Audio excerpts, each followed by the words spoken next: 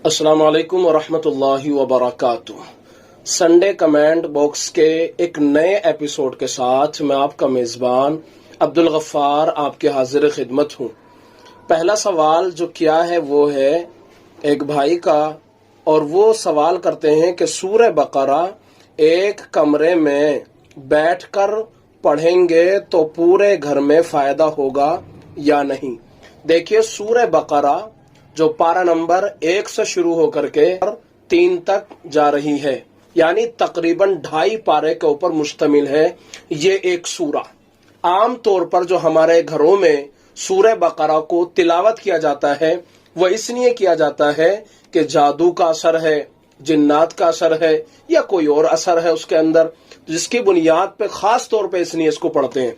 तो लोग परेशान ये होते हैं कि भाई एक कोने में बैठे या पूरे घर में चलते फिरते पढ़ें, ये सवाल होता है। तो देखिए, आप घर के एक कोने में बैठ करके पूरी सूरा को मुकम्मल तौर पे पढ़ सकते हैं।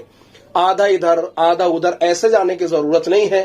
एक कोने में बैठे और पूरी सूरत को पढ़ दें, इंशाअल्लाह पूरे घर के अंदर इसका फायदा होगा। अगला सवाल है, एक भाई का करते हैं कि मर्द पैसे देकर दूसरी जगह जा सकता है, क्या उस वक्त वो लड़ाई झगड़ा करती है? अपने मर्द क्या करे? सवाल का जवाब नहीं दिया। पहली बात तो ये है कि सवाल ही बड़ा अजीब सा है। दूसरी बात यह है कि जब भी आपको सवाल करना हो वाज़े अंदाज में करें। आधा सवाल और आधा छुपा देना सवाल को, ये बात समझ में नहीं आती, चूंकि जवाब देना ये बड़ा मुश्किल काम हो जाता है। ठीक है, तो जो मैं समझ रहा हूं उसका जवाब देने की कोशिश कर रहा हूं। बाकी जो आपका सवाल, अगर उसका जवाब मिल जाए तो अच्छी बात है, और ना मिले तो वाज़े अल्फाजों में सवाल करने की कोशिश करें। ठीक है, ये मसाइल का सिलसिला है, कोई लफंगी बातें नहीं हो रही हैं। ठीक है, इस बात का अच्छे से ख्याल रखें। तो मर्द पैसे देकर दूसरी जगह जाना, ये मर्द के लिए कैसा है? देखिए, अपनी बीवी को छोड़ करके गैर औरत के पास में जिना की नीयत से जाना, पैसे देकर के जिना करना, यह नाजायज है, हराम है। शरीयत इस्लामिया के अंदर सख्त गुनाह है। बल्कि अगर इस्लामी कानून हो और इस्लामी शरीयत हो और इस्लाम के ऊपर मुकम्मल फॉलो किया जा रहा हो, तो फिर अल्लाह ताला ने कुरान मजीद के अंदर इसकी सजाए मुतय्यन फरमाई है। सूरह नूर पारा नंबर 18 में अल्लाह ताला ने उसकी सजा का तज़किरा किया है कि अगर गैर शादीशुदा लड़का हो या लड़की हो जिना कर लेते हैं तो शरीयत कहती है कि उनको 100 कोड़े मारे जाएंगे। अज़्ज़ानियत वज़्ज़ानी फजलिदू कुल्ला वाहिद मिनहुमा मिअत जल्दा। ठीक है, और अगर वो शादीशुदा है, पहला हुक्म बयान फरमाया, जो शादीशुदा नहीं है, कवारे जिना कर लेते हैं, तो 100 कोड़े दोनों को मारे जाएंगे। 100 कोड़े इसे, 100 कोड़े उसे। इसी तरह से अगर उनकी शादी हुई भी है, पहले से शादीशुदा हजरात हैं, जिना कर लेते हैं, तो शरीयत ने उनके लिए संसार हुक्म बयान फरमाया कि उनको पत्थर मार करके हलाक कर दिया जाएगा।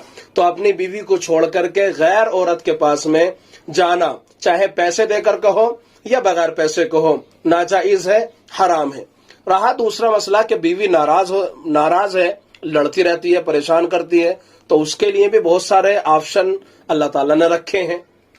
ये है कि आप अपनी बीवी से अपने बिस्तर को अलहदा करें, लेकिन कमरा एक हो, अलहदा ना जाए। कुरान मजीद ने उसको भी बयान फरमाया है पारा नंबर 5 के अंदर सूरतुन निसा में। तफसील का मौका नहीं है, फिर कभी इंशाअल्लाह। ठीक है, उसके बाद में क्या करना है? आपको घर वालों को बुला सकते हैं, बड़े लोग जो हैं उनको बुला करके समझवाया जा सकता है, अपने घर में बताया जा सकता है, उस खातून के घर में बताएं, आप समझाएं, समझा करके काम चलाया जा सकता है। कोई इतना बड़ा मसला नहीं है जितना हम लोग बना देते हैं। मर्द हजरात भी कुछ कम नहीं है, खवातीन के साथ में बाज़ जगहों पर बहुत ज्यादा ज्यादती कर देते हैं। मर्दों को चाहिए कि वो होश के नाखून लें और अपनी बीवियों के सही तौर पर हुकूक अदा करें। मर्दों की भी बहुत ज्यादा शिकायतें ये आती हैं कि बीवियों का सही तौर पर हुकूक अदा नहीं करते। जाहिर बात है, तुमने पूरे दिन उसको बांधी बना कर रखा है, पूरे दिन काम कराते रहते हो और फिर ख्वाहिशें पता नहीं क्या क्या रखते हो। तो ऐसा ना करें, वो भी एक इंसान है, उसके हुकूक भी अदा करने की कोशिश करें, खवातीन को भी समझने की कोशिश करें। अल्लाह ताला ने खुद कुरान मजीद में बयान फरमाया, वआशिरुहुन्ना बिल मारूफ, उनके साथ में भलाई का मुआमला करो। फिर आगे अल्लाह ताला फरमाते हैं अगर तुम्हें उनकी कुछ बातें नापसंद हो तो कुछ बातें ऐसी भी तो अल्लाह ने उनके अंदर रखी हैं जो पसंदीदा है, जिनको तुम पसंद करते हो। यकीनन मैं समझता हूं हर बंदे के अंदर खामियां हैं, किसी में ज्यादा किसी में कम, लेकिन ऐसा नहीं है कि हर बंदा तमाम खामियों से बिल्कुल पाक हो। ऐसा नहीं होता कि बिल्कुल उसके अंदर कोई कमी नहीं है, ऐसा नहीं होता। हर बंदे के अंदर खामियां भी होती हैं, अच्छाइयां भी होती हैं। आप समझने की कोशिश करें और आपसी रजामंदी से इस मसले को हल करने की कोशिश करें। अगला सवाल एक और भाई का है। भाई सवाल करते हैं कि अगर कोई शख्स यूं कहे कि तुझे मेरी कसम है तू फला काम नहीं करेगा, तो इस सूरत में शरीयत क्या हुक्म देती है? देखिए, अगर कोई कसम दूसरे को दे देता, हमारे यहाँ बड़ा रिवाज है, तुझे तेरे सर की कसम अगर तूने ऐसा किया तो, तुझे मेरी जान की कसम, तुझे मेरे फला बच्चे की कसम, दुनिया भर की कस्में आज हमारे यहाँ चल रही हैं। ठीक है, तो ये बंदा अगर दूसरे को कसम दे रहा है तो इसके कहने के बुनियाद के ऊपर वो कसम खाने वाला शुमार नहीं किया जाएगा। हाँ, जब तक वो इसकी कसम के ऊपर हाँ ना कह दे। मिसाल के तौर पर कोई बंदा कहे कि मैं तुझे इस बात की कसम देता हूं, मिसाल के तौर पे उसने कहा तुझे अल्लाह की कसम अगर तू ऐसा करे, उसने कहा ठीक है जी मुझे अल्लाह की कसम अगर मैं ऐसा करूं, तो अब इसने कसम खा ली। क्यों? क्योंकि इसने इकरार कर लिया कसम का। ये अपनी तरफ से कितनी भी कसमें दे रहा है, लेकिन ये इसके ऊपर न इत्तिफाक करता है और न इसकी कसम को पूरा करने की नियत करता है। तो ऐसी सूरत के अंदर चूंकि इसके ऊपर लाजिम नहीं हुआ, लाजिम क्यों नहीं हुआ? चूंकि इसने कसम नहीं खाई। जब इसने कसम नहीं खाई तो लाजिम नहीं होता, और लाजिम नहीं होता तो कोई कफारा भी नहीं होता। लिहाजा अगर कोई बंदा दूसरे को कसम खिलाए तो दूसरे के कसम खिलाने की बुनियाद के ऊपर इसके ऊपर कसम को पूरा करना जरूरी नहीं होता, चूंकि इसके ऊपर तो कसम वाजिबी नहीं हुई है। ठीक है, इसको लिखा है फतावा हिंदिया ने। एक और मसला मालूम करते हैं कि हजरत मुझे ये मालूम करना था कि सुतरा की मिकदार कितनी होनी चाहिए। सुतरा, जब हम नमाज पढ़ते हैं तो बंदा आगे से ना गुजरे, या अगर गुजरे तो नमाज के अंदर कोई खलल वाक़ ना हो, उसके लिए शरीयत इस्लामिया ने यह हुक्म दिया है कोई आगे डंडा खड़ा कर लिया जाए या कोई ऐसी चीज खड़ी कर ली जाए। मिसाल के तौर पर सरिये की मानिंदे, लकड़ी नहीं है लेकिन लोहे की कोई लंबी सी कोई सरिया है, या कोई और चीज हो सकती है, कोई और सामान हो सकता है, कोई लकड़ी का डंडा हो सकता है, कुछ भी हो सकता है। तो ये कह रहे हैं कि सुतरे की जो मिकदार है वो कितनी होनी चाहिए। अच्छे से बात समझ लें, सुतरे की कम अज कम मिकदार ये है कि नमाजी के सामने एक ज़िरा यानी 2 बालिश्त लंबी और उंगली के बकदर मोटी लकड़ी वगैरह गाड़ ली जाए। अगर गाड़ ली है आपने तो ऐसी सूरत के अंदर ये सुतरे का काम करेगी। मिसाल के तौर पे 2 बालिश्त कोई लकड़ी है, लंबी सी लकड़ी है, आपने आगे गाड़ ली, ये सुतरा आपका बन गया। अब आप बहुत आसानी से नमाज पढ़ सकते हैं, गुजरने वाला गुजर के भी जा सकता है, उस पर भी गुनाह नहीं होगा। तो सुतरे की कम से कम मिकदार एक ज़िरा और उसके 2 बालिश्त बयान किया, इतनी कम अज कम होनी चाहिए, और उंगली के बराबर मोटा होना चाहिए। यह ना हो कि आप धागा खड़ा कर लें, कोई बारीक सुई सी खड़ी कर लें, तो ऐसा ना करें, कम से कम उंगली को मोटी बराबर होना चाहिए। आगे और पूछते हैं, खवातीन के लिए अपने चेहरे के गैर जरूरी बाल जैसे कि मूछ या इसी तरह से माथे के ऊपर या रुखसार के ऊपर, गालों के ऊपर या इसी तरह किसी और जगह पर जो जायद बाल खवातीन के होते हैं, क्या उन बालों को खवातीन खत्म कर सकती हैं या नहीं खत्म कर सकती? देखिए, खवातीन का जायद बाल जैसे रुखसार के ऊपर, गालों के ऊपर, इसी तरह मूछों के ऊपर, बाज खवातीन के दाढ़ी पे कुछ बाल आ जाते हैं या रुआ बहुत ज्यादा हो जाता है, ऐसी सूरत के अंदर आप अपने बालों को खत्म करवा सकती हैं, कोई हरज नहीं है। लेकिन इसके अंदर आप किसी पाउडर का इस्तेमाल करें, क्रीम का इस्तेमाल कर लें, या यह है कि वैक्स का इस्तेमाल कर लें, लेकिन नोचना इससे ज्यादा तकलीफ हो सकती है, तो इसलिए यह काम ना किया जाए, यानी नुचवाया ना जाए। इससे बेहतर है कि किसी क्रीम के जरिए से जायद बालों को निकलवाया जा सकता है, खत्म कराया जा सकता है। ठीक है, तो इसकी गुंजाइश शरीयत इस्लामिया ने दी है।